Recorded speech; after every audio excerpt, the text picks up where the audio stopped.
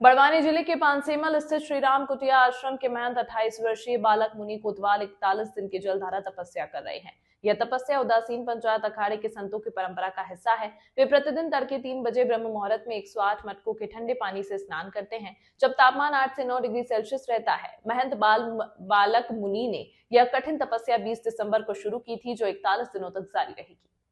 इस दौरान वे कड़ाके की ठंड में भी अपनी परंपरा का निर्वहन कर रहे हैं। मूल रूप से ठीकरी के ओम कृष्ण धाम गौशाला आश्रम के महंत किशनदास महाराज ने अपने पुत्र बालक मुनि को 1.5 साल की उम्र में ही उदासीन पंचायत अखाड़ा हरिद्वार को समर्पित कर दिया था। बालक मुनि निरक्षर हैं। 1 वर्ष पूर्व उन्हें पानसेमल के श्रीराम कुटिया की सेवा के लिए भेजा गया था। बालक मुनि ने बताया कि उनके अखाड़े के संत सर्दियों में यह कठिन तपस्या करते हैं और वह पहली बार इस परंपरा का पालन कर रहे हैं। उनकी इच्छा है कि गौमाता को राष्ट्रमाता घोषित किया जाए और भारत को हिंदू राष्ट्र बनाया जाए। वे प्रदेश में सुख शांति और समृद्धि की कामना के साथ सर्वे भवन्तु सुखिनः की भावना से यह जलधारा तपस्या कर रहे हैं।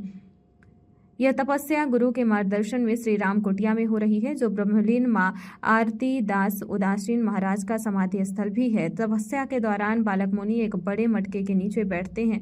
आश्रम के सेवादार सियाराम बापू, संजीव मंडलोई, खंडू मंडलोई, रविंद्र वाडिले, सचिन विजय मोहोले और सेवाराम समेत अन्य साधक 108 मटकों में भरा ठंडा पानी बड़े मटके में डालते हैं। इस बड़े मटके से पानी की धारा बालक मुनि पर गिरती है। स्नान की यह प्रक्रिया लगभग 2 घंटे तक चलती है। विशेषज्ञों के अनुसार मटकों में भरा पानी 7 से 8 डिग्री सेल्सियस तक ठंडा रहता है। जिले में न्यूनतम तापमान 9 से 10 डिग्री सेल्सियस के बीच बना हुआ है और तड़के 3 बजे भी तापमान इसी स्तर पर रहता है। हमारा नाम बालक मुनि है, ठीकरी विराजते हैं। बचपन से वैराग्य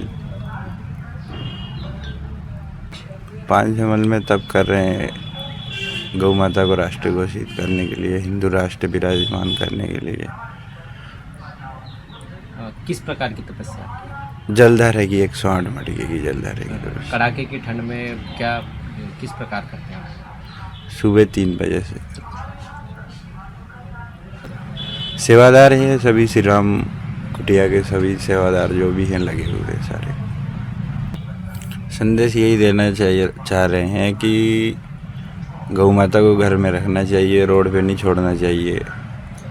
अपने माता पिता को छोड़ देते हैं बाहर, ऐसे ही गौ माता को छोड़ देते हैं, ऐसे नहीं छोड़ना चाहिए, घर में रखना चाहिए। ये 1.25 महीना चलेगी, अभी 10 दिन हो गए हैं।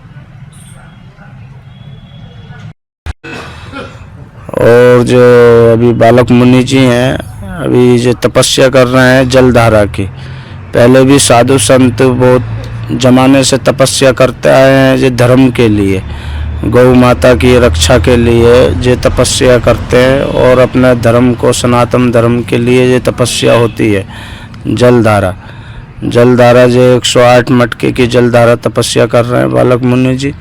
यहाँ पे पहली बार जो माता जी का स्थान है, माता जी का क्या नाम है, आरती दास जी का स्थान है। जो इस स्थान पे बहुत भव्य तपस्या कर रहे हैं महाराज। और जो सब को हिंदुओं को जगाने के लिए, सनातन धर्म के लिए को जागना चाहिए, महाराज की तपस्या में सहयोग करना चाहिए और महाराज की तपस्या में सहयोग करना चाहिए और जागना चाहिए सभी हिंदुओं को। और जो पहले से बहुत विशाल सदियों से तपस्या करते आ रहे हैं साधु सनातन धर्म के लिए, और जय महाराज बालक मुनि जी भी तपस्या कर रहे हैं। और आज के हिंदुओं को जागना चाहिए, क्योंकि इस ज़माने में भारत में पहले सब हिंदू ही थे और जो बाद में जो जैसे जैसे शासन आता गया, ऐसे ऐसे हिंदुओं को मुसलमान बनाते गए। बाद में अपना जो सारे हिंदुओं को वापसी करना होना चाहिए और इस धर्म की, सनातन धर्म की रक्षा करना चाहिए और गौ माता की भी रक्षा करना चाहिए। गौ माता अपना एक राष्ट्रीय माता है, पशु, और इसकी सेवा करना हमारा धर्म है और इसकी सेवा से हमको 7 पीढ़ियों तलक उतर जाते हैं और इसकी सेवा से बहुत कुछ प्राप्त होता है। जो गौ माता है और माता तो सभी की है, चाहे वो कोई भी धर्म का है, माता तो एक माता ही है। माता कई रूप में होती है, जगत जननी भी माता होती है, संभालने वाली भी माता होती है, इस दुनिया को चलाने वाली भी माता होती है। पर जो गौ माता जो है, जो दुनिया को चलाने वाली माता है, जो दुनिया की रक्षा करती है। करने क्या, हम लोग तो यहीं आश्रम के जो है सेवादारी है ना। बालक मुनि जी हमारे यहाँ जो है जलधारा की जो है तपस्या कर रहे हैं, हमारे क्षेत्र की खुशहाली और सुख शांति और जो है धर्म की रक्षा के लिए, है ना। तो हम लोग जो है इन्हीं की सेवा में लगे हुए रोज़ आते हैं समय निकाल के।